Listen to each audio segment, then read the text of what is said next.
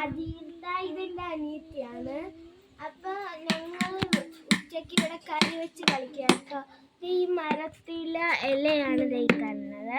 ഇത് നമ്മുടെ ബുഷാണ് കേട്ടോ. ഈ ബുഷിനകത്ത് വേപ്പില. അപ്പൊ അതെ, ഇത് കുഞ്ഞാവായിട്ട് ഇവിടെ ഇരിക്കുന്നു, ഞാൻ കൂട്ടുകാരിയായിട്ട് ഇവിടെ ഇരിക്കുന്നു. ഇതിന്റെ അമ്മയായിട്ടാണ് ഇവിടെ ഇരിക്കുന്നത്. അപ്പൊ അതെ, കുഞ്ഞാവ ഇവിടെ തവി വെച്ച് കളിക്കുവാണ് കേട്ടോ. അതെ, അവൾ കറി വെക്കുന്നു, ഞാനും ഇവിടെ കറി വെക്കുകയാണ്.